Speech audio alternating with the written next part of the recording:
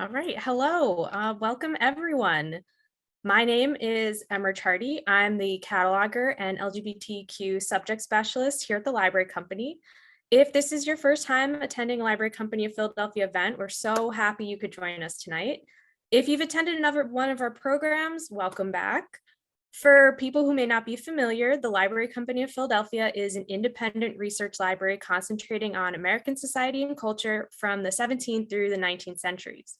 We are free and open to the public and house an extensive non-circulating collection of rare books, manuscripts, broadsides, ephemera, prints, photographs, and works of art.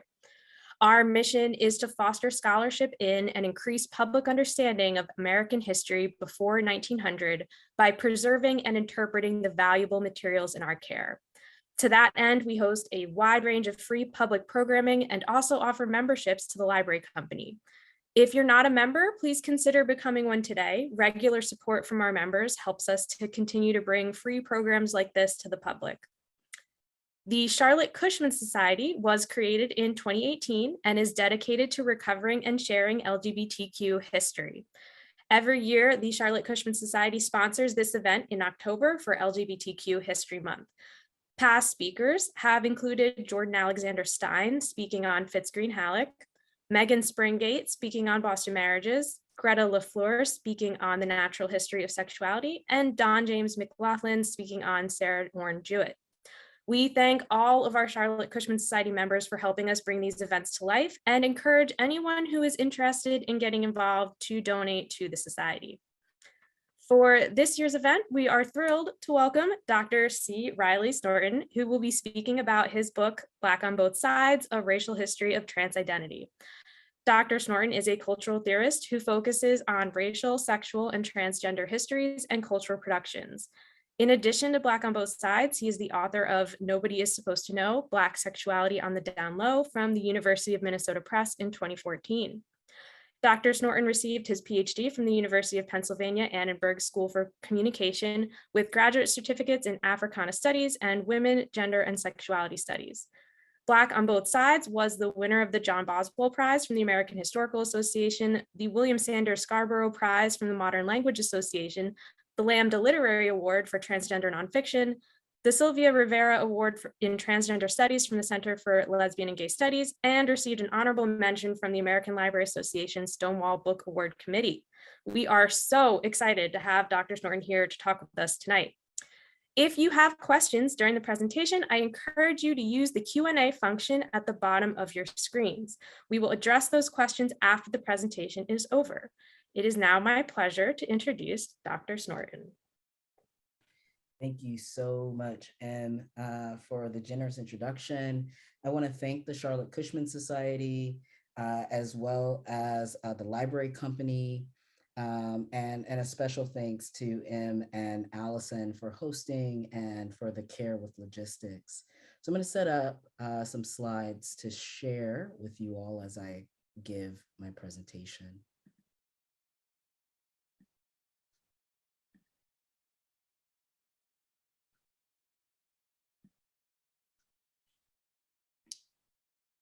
So my research explores the relations between and among the signs Black, queer, and trans, historically and contemporarily. And I employ Black feminist theory, literary criticism, performance theory, disability studies, media studies, among other fields, to address how race/sex/gender undergird and articulate ways of being and knowing. Now celebrating its fifth birthday, Black on Both Sides takes as its archive an eclectic collection of materials, including late 19th century sexological texts, plantation medical records, fugitive slave narratives, Afro-modernist literary productions, documentary film, and mid-20th century journalistic accounts of Black trans people to demonstrate how race figures prominently in the development of the category of transgender. In viewing the interplay of Blackness and transness as transitive, which in the grammatical sense refers to an expression of action that requires a direct object to complete its sense of meaning, but also as it refers to the quality of passing into another condition, changeable, changeful, passing away, transient, transitory. This study begins by tracing the circulation of Black and trans as associated signs, as they are brought into the same frame by the various ways they've been constituted as fungible, which is to say thingified and interchangeable within the logics of transatlantic exchange. As the first two chapters explore in greater depth, the fungibility of chattel persons produced a critical context for conceptualizing transness, generating understandings of sex and gender as subject to revision in the arenas of medicine and law. In the third chapter, Reading the Trans in Transatlantic Literature on the Female Within the Three Negro Classics, I bring Hortense Spiller's noted essay, Mama's Baby, Papa's Maybe, an American grammar book, to bear on Booker T. Washington's Up From Slavery, W.E.B. Du Bois's The Souls of Black Folk, and James Weldon Johnson's autobiography of an ex-colored man. The patriarchal impulses that would structure a desire to be modern as a tenet of manhood rights necessitated a symbolic rearrangement of Black women's figurations. And through this process, Black modernity would indicate the ways that Black gender is, as Christina Sharp has argued, anagrammatical, which is to say, open to rearrangement. As the first two chapters take up fungibility to express how Black women have been instrumentalized to create understandings of being and non-being in the arenas of science and law, this chapter explores how Black manhood would articulate itself around a symbolic order established through and upon Black female flesh, ungendered. The association between being Black and having a Black mother was critical to maintaining the biopolitical ordering of slavery and continued as a question for consideration and redefinition through and in the wake of Reconstruction. In light of this interrelation, one could rearticulate the problem of the color line in terms of reproduction, such that one substitutes the question of what it feels to be a problem with what it means to have a Black mother. This metonymic move, which is also a play on how the logics of synecdoche and substitution structure the racial real and Afro-modernist literature, organizes the third chapter on Black on Both Sides along a series of routes into the female within the three Negro classics. So chapters 1 through 3 enact an argument about how transness animates Blackness, figuring one part of a doubly negated relation, as it bears upon the articulation and experience of Black life. In chapters 4 and 5, I attend to the other part of this relation in an exploration of the ways Blackness animates transness, particularly as it pertains to the project of 20th century trans historiography in my discussions of Christine Jorgensen, America's first transsexual celebrity, and Brandon Teena, the nation's first trans martyr. My talk today is drawn from the second chapter of Black on Both Sides, focusing on instances of cross-gender fugitivity and inspired by this quote from Hortense Spillers. In the time that remains, I'll share a couple of stories from the book and one that I haven't been able to write about until recently. My hope here is to engender a greater understanding of a Black trans past in the antebellum period, and also underscore the methodological constraints opposing the question of Blackness and transness in history. So a quick refresher. The United States formally abolished the importation of people for the purposes of enslavement in 1808.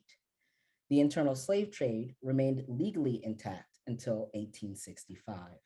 Some states, either by federal ordinance or through state legislation, passed laws that annulled or gradually phased out the legal practice of slavery within their territories. Alternately expressed in terms of compromises, provisos, and clauses, the demarcation and annexation of territories and states gave evidence to how slavery and settler colonialism structured official discourses of nation building and foreign policy, articulating a grammar rife with euphemism to disavow the violent processes by which land and persons would find primary legal expression as property. The varied landscape of enslavement, its applications, abrogations, and diffuse rationales stage the grounds for fungibility to emerge as a legal intercession intra and internationally. If, as Hortense Spillers explains, the capacity for gender differentiation was lost in the outcome of the New World, ordered by the violent theft of body and land, it would stand to reason that gender indefiniteness would become a critical modality of political and cultural maneuvering within figurations of Blackness. Illustrated, for example, by the frequency with which narratives of fugitivity included cross-gendered modes of escape. William Still notes in his preface to the Underground Railroad, published in 1872, the different ways fugitives, quote, disguised in female attire or, quote, dressed in the garb of men, made use of gender fungibility as a contrivance for freedom. Providing numerous examples of this occurrence, Still's monograph included accounts of the escapes of Clarissa Davis of Virginia, alias Mary D. Armstead in 1854, Maria Ann Weems of the District of Columbia, alias Joe Wright in 1855, and Ellen Craft of Georgia, alias William Johnson in 1848. Barbara McCaskill also describes how Harriet Tubman once disguised a Black man as a bonneted woman in order to obstruct his arrest and re-enslavement by Northern deputies. And Harriet Jacobs narrated her cross-gender fugitive practice as told from the perspective of the pseudonymous protagonist, Linda Brent, in Incidents in the Life of a Slave Girl, written by herself, published in the United States in 1861. Prior to these examples, Northern white readers would have encountered the story of Mary Jones, alias Peter Seawally, also referred to as the Man Monster or Beefsteak Pete. Jones, although born free in New York City, was imprisoned in 1836 on charges of grand larceny in conjunction with pickpocketing.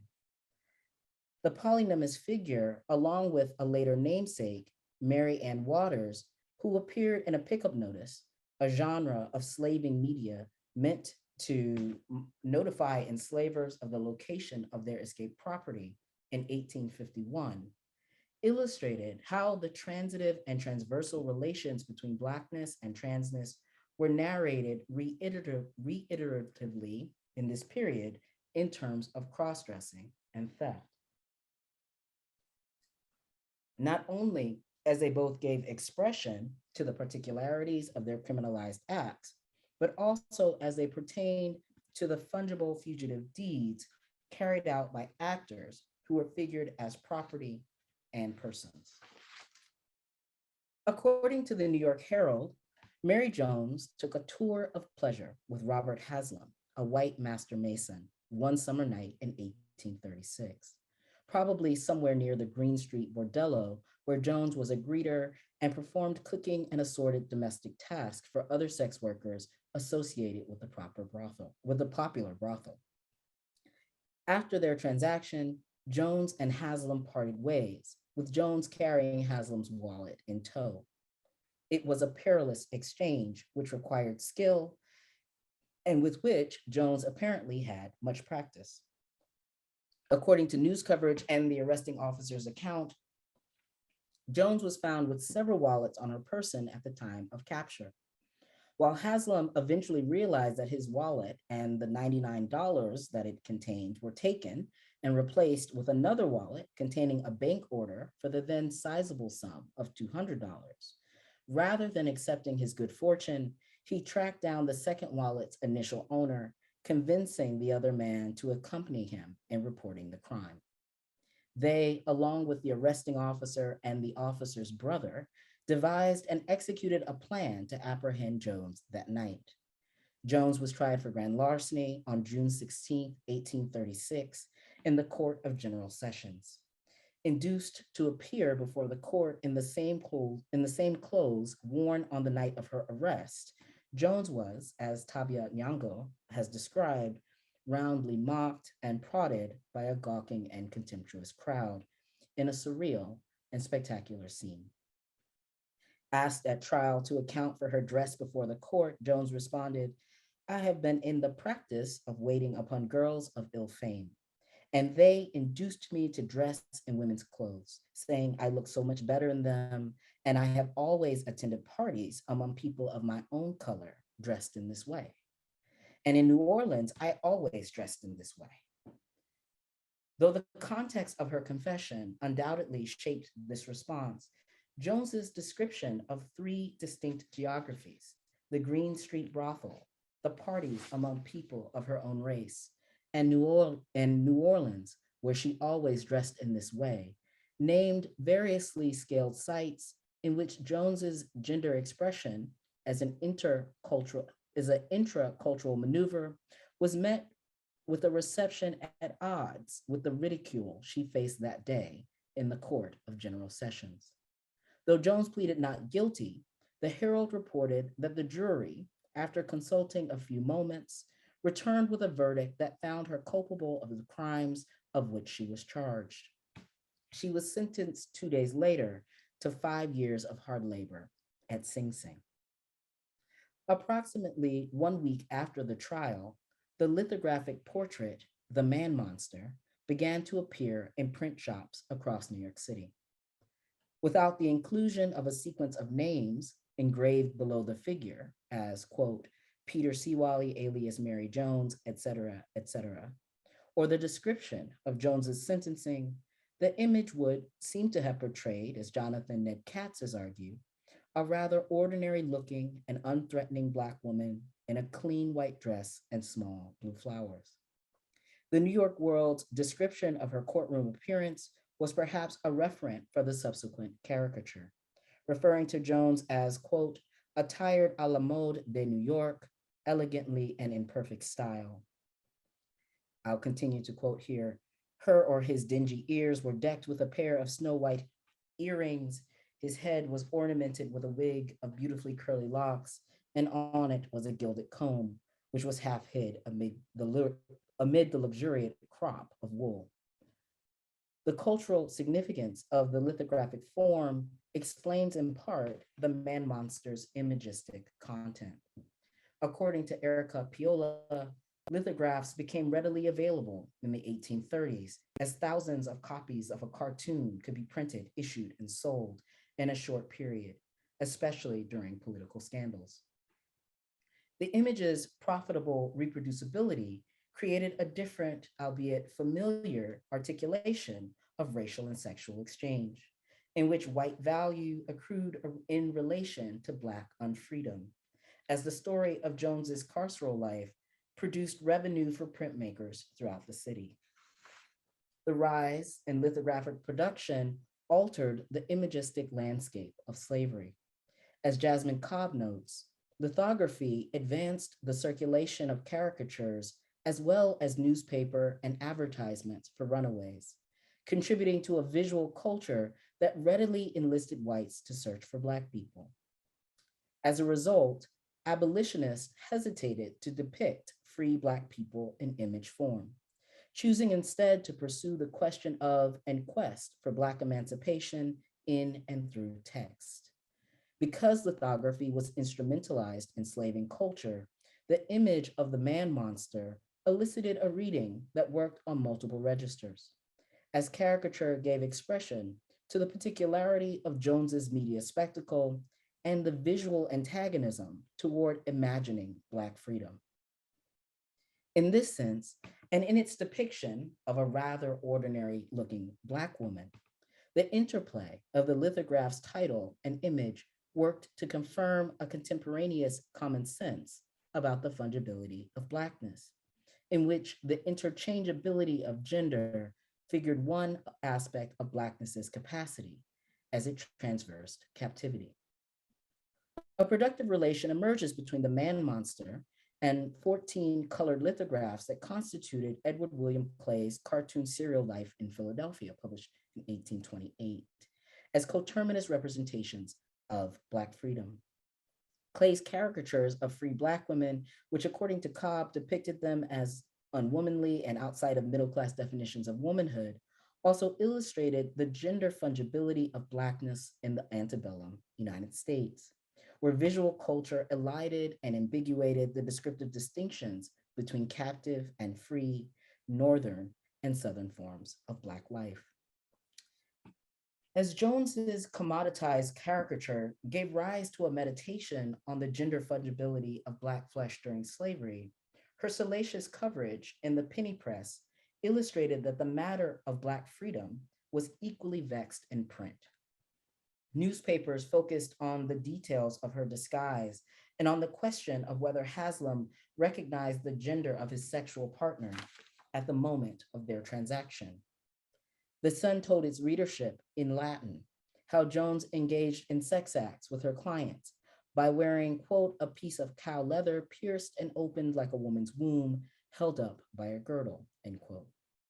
This detail, apparently appropriate only for the eyes of the educated upper class, gave rise to the epithet Beefsteak Pete, which appeared recurrently in subsequent media coverage. Though Jones initially served time for grand larceny in the mid-1840s, she would re-emerge in the press in relation to charges of vagrancy, another iteration of theft, which pivoted on her public movement and the appearance of freedom. On December 21st, 1844, the New York Herald informed its readership that the notorious Beefsteak Pete had been sent up to the island for 6 months as a vagrant, and since that time has been repeatedly sent back. Katz also notes that on August 9th, 1845, the Commercial Advertiser reported that, quote, a notorious character known as Beefsteak Pete was arrested on Thursday night, perambulating the streets in women's attire. The frequency with which the moniker Beefsteak Pete was additionally modified by a notorious character may suggest how the macho epithet was meant to invoke for the readers of the penny press an image of the ordinary looking Black woman who was labeled a man monster. The same New York World article, which seems to have served as a referent for Jones's lithographic caricature, also described her as a, quote, great he-Negro who conducted a fair business of both money-making and practical amalgamation.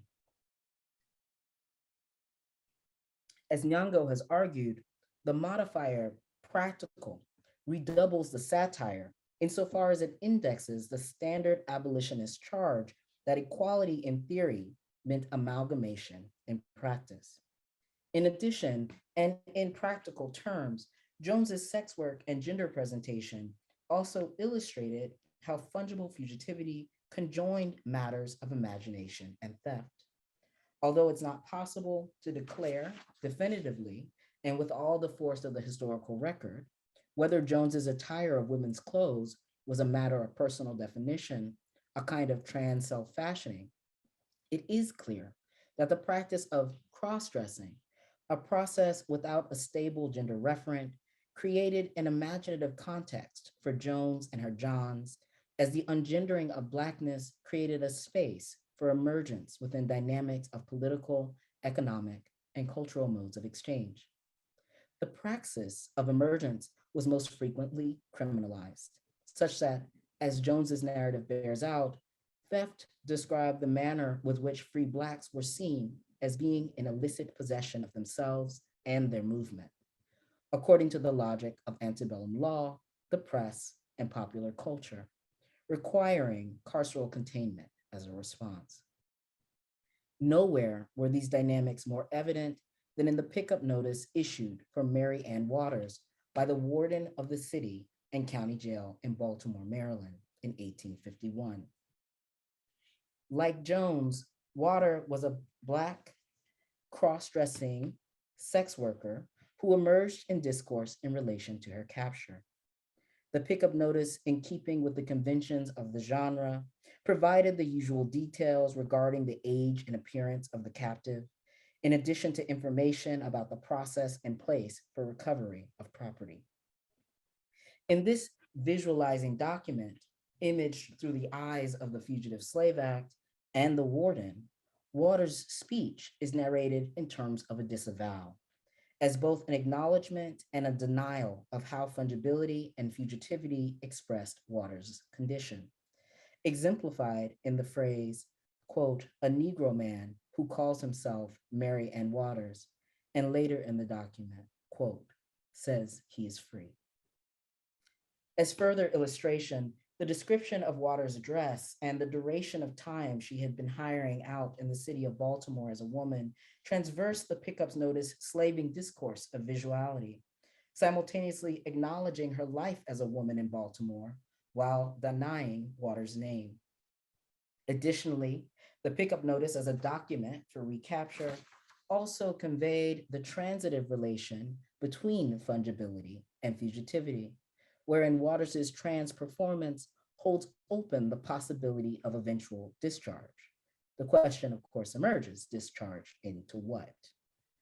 The final address to the owner, quote, to come forward, prove property, pay charges, and take said Negro away, otherwise he will be discharged according to the law, end quote, expresses both a set of instructions and a threat, as it also clarifies how the Fugitive Slave Act provided an enforceable narration for how to apprehend race and gender in terms of visuality and literacy. Just as Waters' gender fungibility articulated the terms in which fugitivity could be subsumed and reincorporated into captivity, it also produced a way of seeing how Black flesh would animate the semiotics of gender, wherein sex and gender became inexhaustibly revisable according to the racial logic of consumption as they passed in and out of carceral states. In this sense, the matter of whether Waters was actually a fugitive slave or a free Black is not really the point, because the status of the slave as not fungible, yet subject to compensation under racial slavery, attenuated the supposed distinction. Whereas Waters was captured and interred in the archive through the pickup notice, Jones reemerged in the press reiteratively into the 20th century, even after the formal end of slavery and the period of Reconstruction. In an article entitled Many Gastronomic Records Established, published on October 2nd, 1908 in the Virginia Enterprise, quote unquote, Beefsteak Pete, a Bowery character, was reported to have consumed 17 pounds of meat, from which he took his cognomen at one setting, and 5 days later, he raised this figure to 24 pounds, thus making a total of 41 pounds of meat consumed in 2 days. Here, Jones, perhaps in the twilight of her life, attempted to re-signify that epithet constituted by the flesh of what Nyong'o describes as a surrogate vagina into a gastronomic record based on a no less spectacular form of consumption. As an anecdote and archival trace, Jones's carnivorous feat illustrates what Vincent Woodward has argued is the question that emerged long before the poignant questions of the color line and the Negro problem, as that more pressing problematic of how does it feel to be an edible, consumed object. The temporal collapse of Du Bois's paradigmatic analysis and Jones's archival installation signals how the logics of consumption and exchange would continue to delineate Black flesh. As this resignification occurred by way of eating, which, as Kyla Wazana Tompkins has argued, functioned in 19th century print culture to attach, quote, extreme commodity pleasure to non-white bodies, Jones's gastronomic record conjoins and highlights the tacit link between certain gustatory practices and aspects of masturbatory gratification. Consuming her surrogate flesh to make a new meaning for her name, Jones exemplifies what Spillers explains in her noted essay on psychoanalysis and race, that there is an aspect of human agency that cannot be bestowed or restored by others, such that eating in this sense becomes a tactic for gaining agency. That is not an arrival, but a departure, not a goal, but a process. As an erotic act that emerges by way of a familiar, if not commonplace, practice of racial and sexual exchange, eating precipitates the question, what is the discourse of sexuality to the fungible? a demonstration of at least a temporal disordering of psychoanalytic and sexological rubrics in which these particular acts may be regarded as a psychosexual regression from the genital to the oral phase. Jones's archival installation also gives evidence to how amalgamation sometimes occurs by way of mastication, wherein the combining of flesh, both hers and not hers, exists as a relay between self-fashioning and an ever-pressing out there. Here, Jones's mouth serves a double function of processing food into digestible matter and in producing sense, wherein the eating in this regard becomes a way, as Tompkins has argued, to re-embody oneself, both as food and as its container.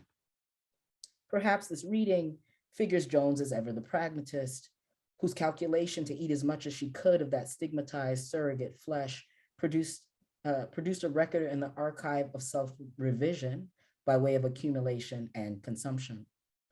This is a consequence of reading the archive for gender as an always racial and racializing construction, as a strategy for living and dying.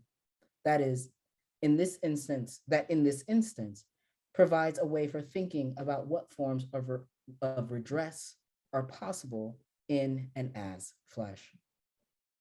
Some of you may be aware of some of the contemporary reimaginings of Mary Jones.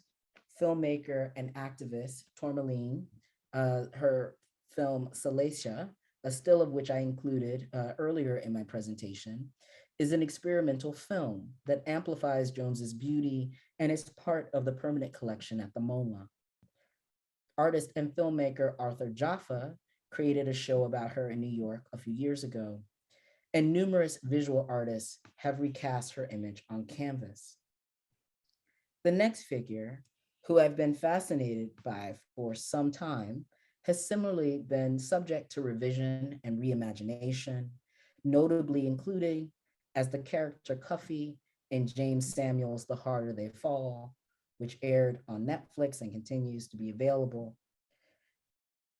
I will spend the remainder of my time talking about this person, as I think it makes evident what I've come to more recently understand as the necessity of taking a non-binary approach to history.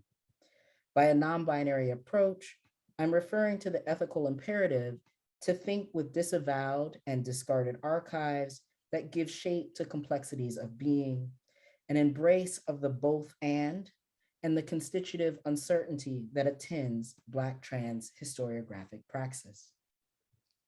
So on November 15th, 1866, 22-year-old William Cathey and two companions enlisted in the US Army in St. Louis, Missouri. Described by the recruiting officer as 5 feet 9 inches tall with black eyes, hair, and complexion, William was assigned to Company A of the 38th Infantry, one of the several battalions of Buffalo soldiers tasked with protecting settlers, controlling the native population of the plains, capturing cattle rustlers and thieves, and guarding stagecoaches, wagon trains, and railroad crews along the Western Front. Like all new recruits, William was subject to a medical exam upon entry and declared by the examining surgeon to be free from all bodily defects and mental infragility, which would in any way disqualify him from performing the duties of a soldier. By all historical accounts, William Cathey's just under 2 years of military service was unremarkable.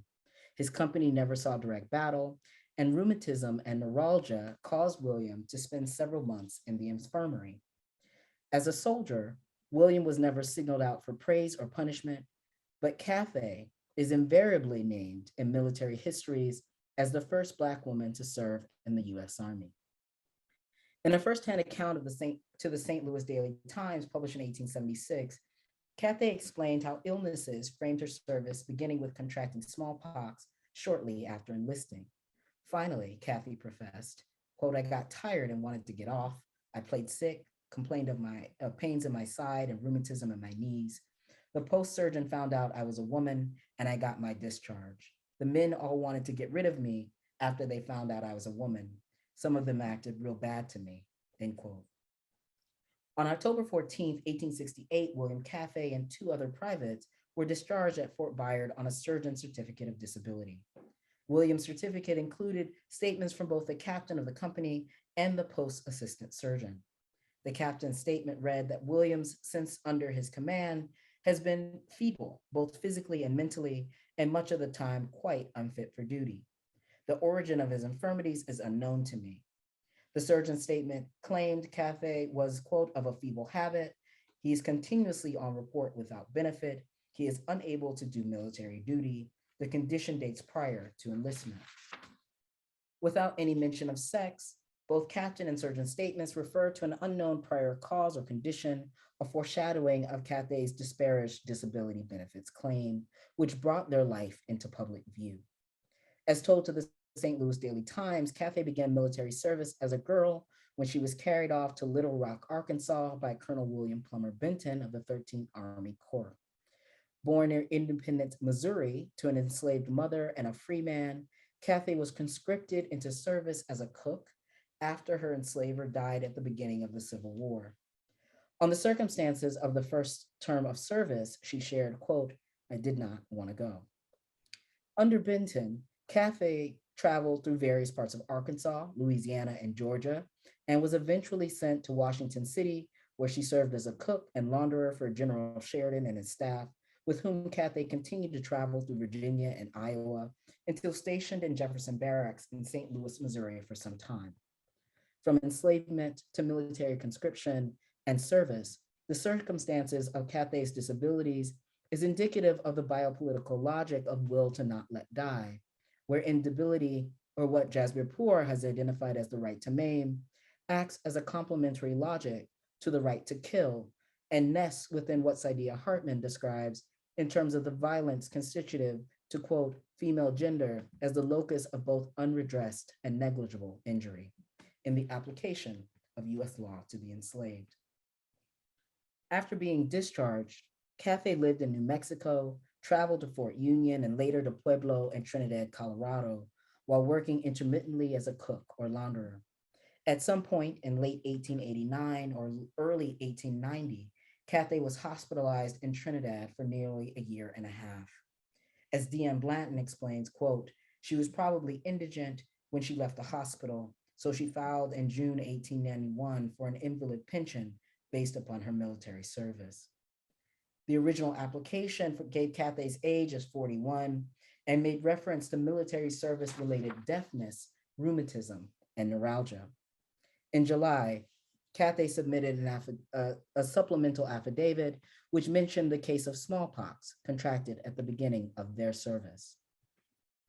On September 9th, 1891, a medical doctor acting on behalf of the Pension Bureau described Cathey as 5'7", 160 pounds, large, stout, and 49 years of age. He reported that she could hear a conversation and therefore was not deaf, and that there were no physical changes in her joints, muscles, or tendons to indicate rheumatism or neuralgia. The doctor also noted that the complainant walked with the aid of a cane, as all 10 toes had been amputated. If he asked, the report did not indicate the cause of the amputations. And apparently the doctor did not know that neuralgia was a problem of the nerves and not the muscles. The use of female pronouns in the doctor's report marks the first usage in reference to William Cathey's military service. It would recur in February 1892 when the Pension Bureau rejected Cathey's claims on the grounds that no disability existed. Illiterate and deafened, Cathey was neither heard nor knew how they were being discussed. At this point, we find ourselves neck deep in contradictions, produced by the gaps and silences in the archive, and yet the imperative here is not to get to the bottom of it, but rather to hold and bear witness to the complexities of an assemblage of materials meant to convey a singularity of person, but who themselves seem to demand consent to be a plural being.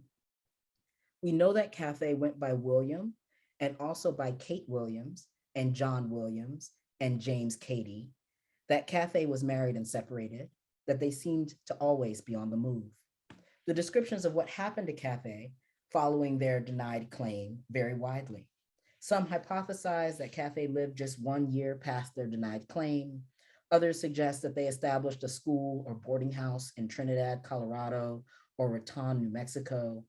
Those who knew them claimed that the image that accompanies Cathey Williams' Wikipedia entry of a figure in profile wearing a bonnet, long skirt, and a starched collar shirt and workman's jacket is actually a photo of Cathey's mother, Martha, in front of an orphanage and old folks home for Black folks in Pueblo. In addition to the demands to materially provide for themselves and their loved ones, their movement was perhaps precipitated in part by a desire to find a location of irreducibility, to find a place where Cathey did not first have to be a thing for others. Aside from the 2-paragraph article on Cathey in the St. Louis Daily Times, there is no record of what Cathey thought about things. Attempts to valorize and variably name Cathey include a bust of their imagined likeness at the Buffalo Soldier Monument in Leavenworth, Kansas. A third of a room is also dedicated to the story of their military service at the Buffalo Soldiers National Museum in Houston. Cathey has been the subject of a work of historical fiction, and as I mentioned earlier, a character in the revisionist spaghetti Western, The Harder They Fall. In the film, Cathey is revealed to be Cathey Williams through an uncomfortable scene of off-screen undress and a later scene of Cathey cross-dressed in women's attire and pressed to share their real name. While film critics are firmly divided on whether the film is a positive portrayal, which precipitates the question of what, the film lays bare the difficulties of representing the past. However, as enthusiasts of queer and trans history, we know that to tell these stories, to find them, as it were, is often to read against what has been given in the archive, as it is also to hold uncertainty closer than knowing, to affirm our subject's right to opacity, to imagine the fullest life possible, to honor both the plurality of being and the plurality of truth. Thanks so much.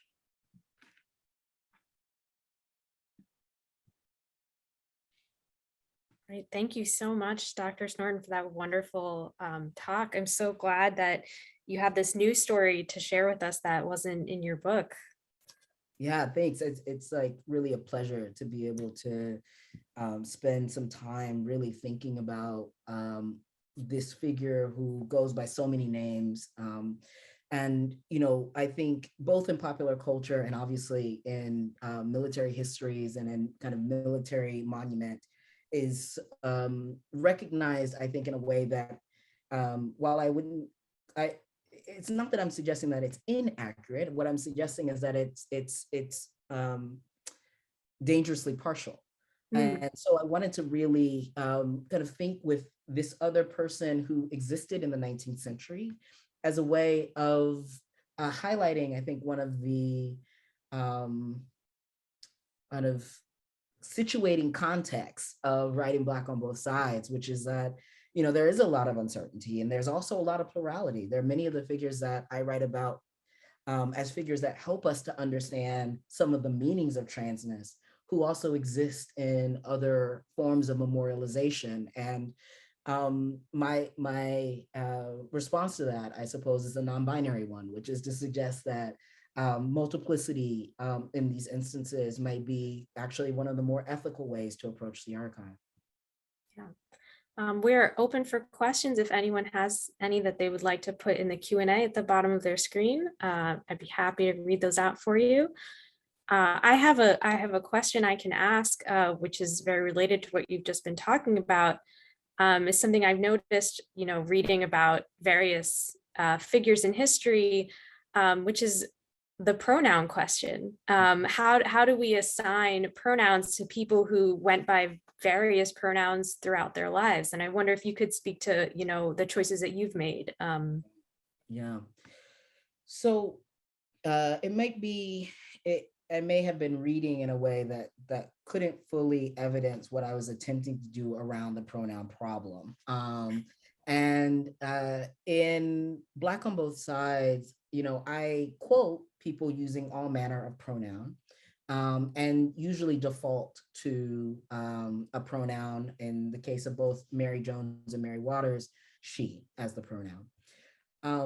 With, you know, Cathey, I actually was really playing around with using a multiplicity of pronouns. And I think that that is my way of working to honor the fact that this person had so many different lives and used many names and dressed and comported themselves in different ways.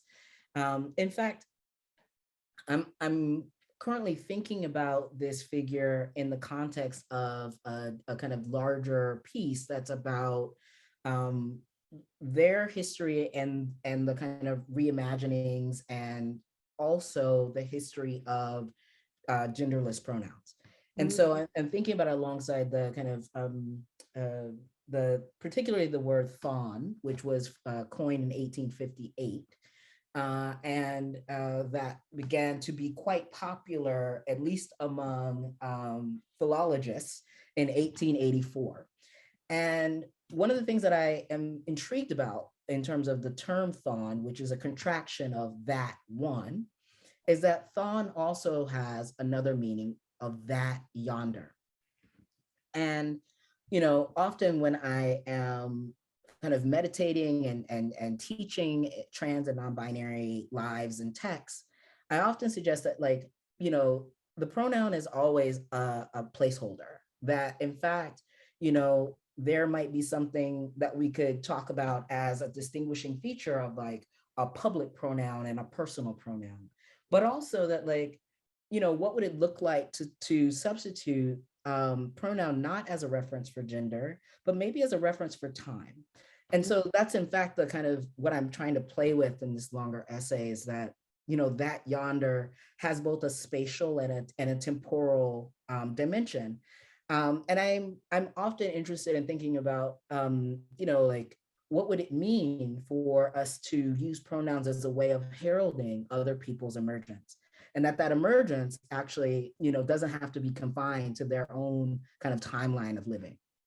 Yeah. So thanks so much. I hope that's kind of gets into the question you posed. Yes. It's, I feel like that's one of those questions where it's like there's no wrong answers, because so we do have some questions coming in. So I'm going to read our first one.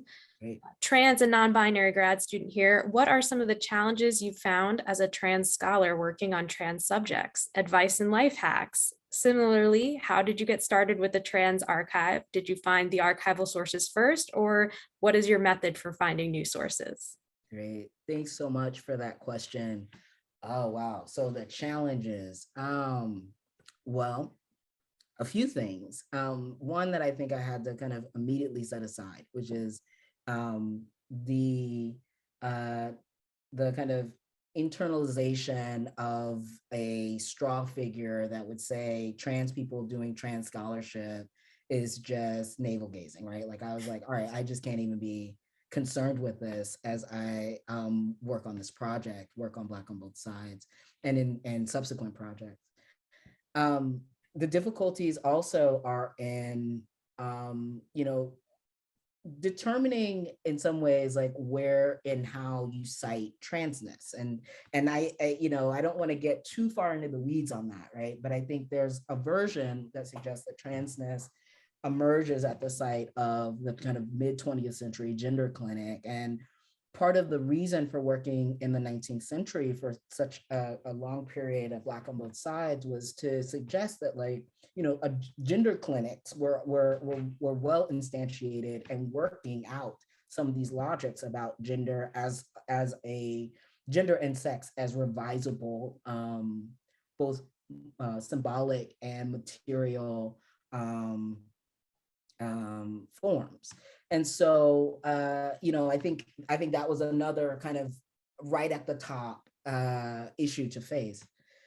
And then certainly, almost I feel like I don't have to say it, but it's like obviously dealing with the violence in the archive, and dealing with that in a world that continues and in many ways feels like an intensification of trans antagonism and anti-Blackness. And so, I think that for me, it was my way of kind of sitting with that was, one, to allow myself to be moved as I needed to be moved, and to be moved over and over again. Like I was really it was really important to me not to feel like I'd been so deep in someone's archive that like I don't empathize with that figure.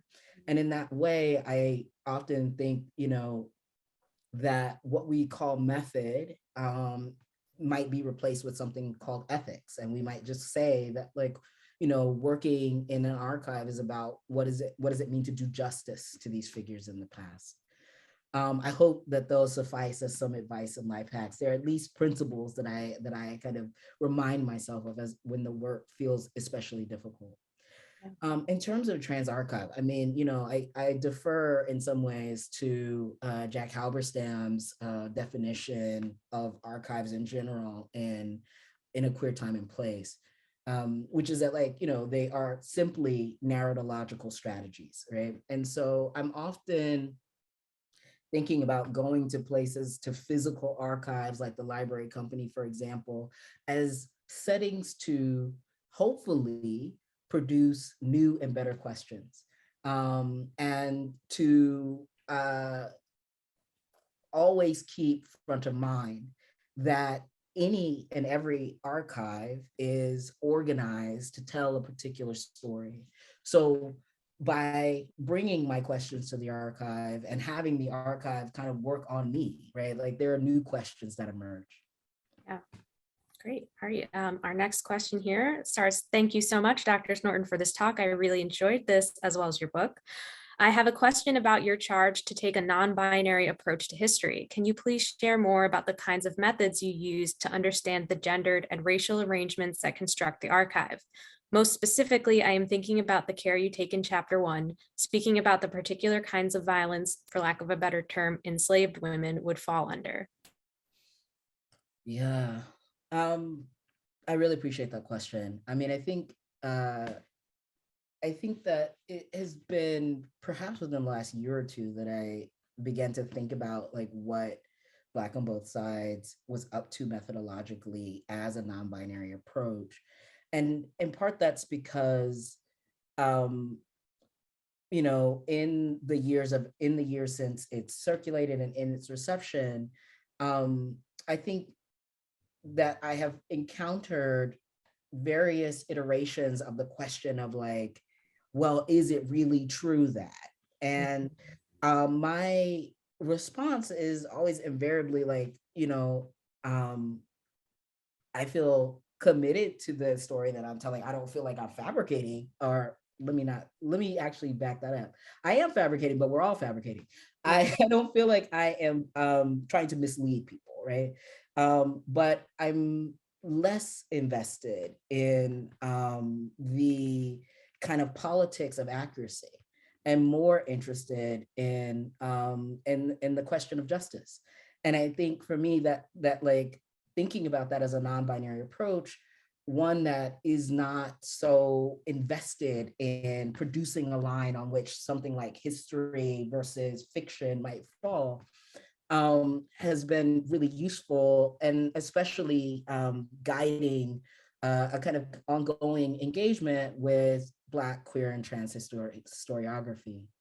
I'm also, in terms of the first chapter, to think about and in many ways, Horton Spiller's noted essay, Mama's Baby, Papa's Maybe, is the kind of text of Black on Both Sides, but really wanting to both discuss these figures, Anarcha, Betsy, Lucy, and the unnamed others that I write about in Chapter 1, as enslaved women, and also as Black female flesh, ungendered. And I take ungendered quite literally, as a kind of, if we're not talking about something like a sexological, but rather a political and cultural map.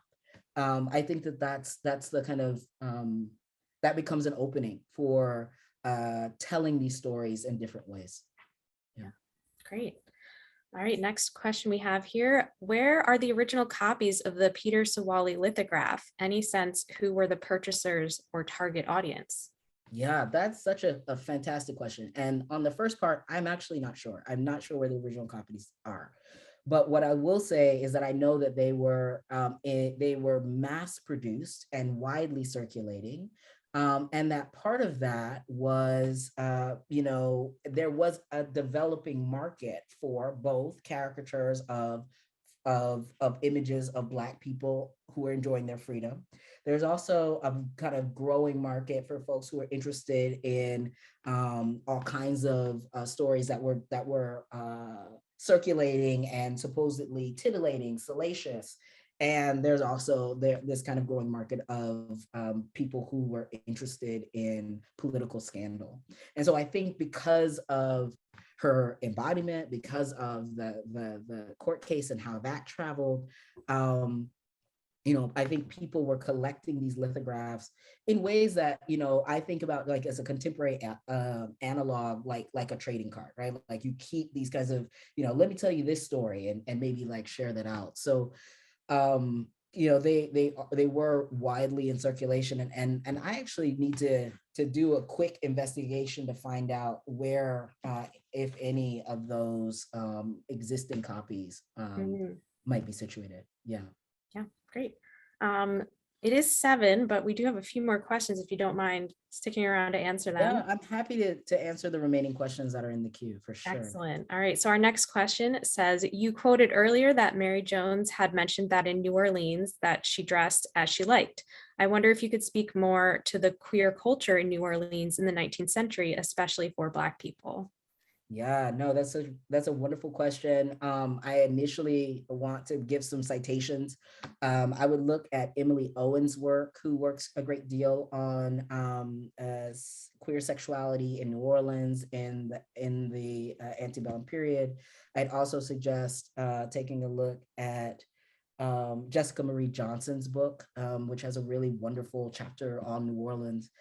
New Orleans is a kind of ongoing scholarly fascination for me. Actually, one of my next projects is about swamps. So I've been spending some time going on swamp tours down there, and continuing to kind of try to understand some of the queer politics of Black life in New Orleans. So I hope that those texts give you a kind of like, I hope you're able to find the work and to read more deeply. What I can say is that, there were also a great deal of Black owned clubs. There were Black owned brothels in New Orleans. As Emily Owen's work describes, and that, it was a site that Mary Jones, directly and explicitly said, that's like one of my places where I know I can dress in the way that I want to. So thanks for that question. Yeah. All right, our next question says, what new directions do you see trans history as a field taking? Are there any historiographical trends or issues that you find especially important right now? Yeah. I've been really excited by a whole host of books that have been coming out in trans historiography. I've noticed that there are several more books that actually attend to trans masculinity. We're already beyond time, but there are some particular, I think, archival issues with histories of trans masculinity in terms of trying to situate these figures who I think often are do not become kind of spectacularized or made visible.